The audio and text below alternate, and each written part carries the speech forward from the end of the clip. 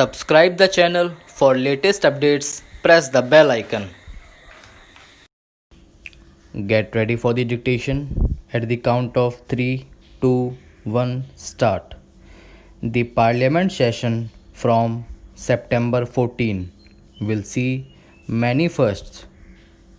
The Lok Sabha and the Rajya Sabha will alternate their sittings so that member can spread over both chambers to ensure physical distancing necessitated by the COVID-19 pandemic. Even the visitor galleries will be occupied by the MPs. There will be 18 sittings without any weekend break or holiday. The break between 1 pm and 3 pm would be used to disinfect the chambers. The presiding officers of both houses have had trial runs, but it will be a tough act for them and the MPs who are used to huddling together and speaking aloud to deliberate across two chambers and keeping a safe distance from one another. There will be no question hour, though members can get written answers to written questions. The 0 hour, where any member can raise issues of urgent national importance, will not be an hour but only 13 minutes. The opposition has gone quiet on these changes in parliamentary modalities after some initial objections.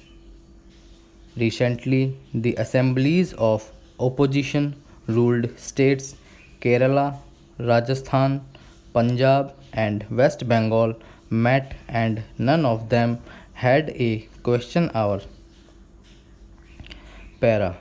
The executive branch has expanded its power globally in the wake of the pandemic and not rarely using it as a facade for aggrandizement. The attenuation of parliament overshadowed by a strong executive has been a concern in India even before the pandemic. In ensuring executive accountability and voicing people's concerns, Parliament's role was found wanting. In lawmaking, it was increasingly being railroaded by the executive. These unhealthy trends appear to have been accelerated by the pandemic.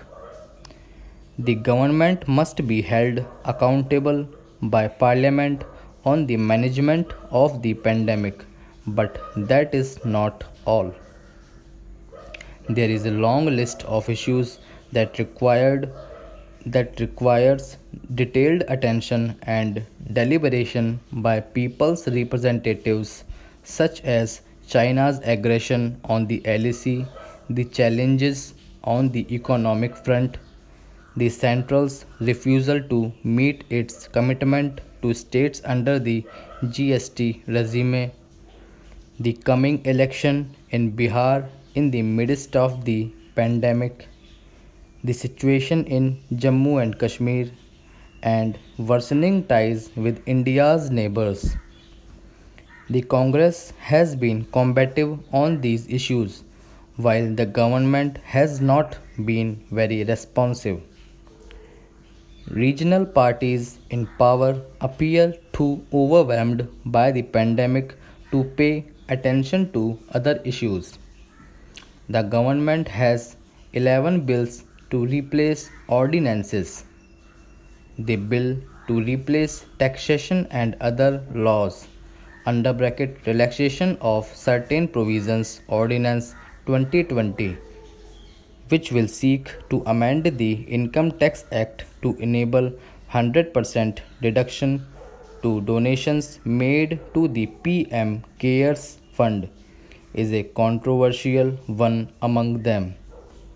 The opposition and the government must work together to turn the session into an opportunity to share views on all these questions and present a united, reassuring front before the country.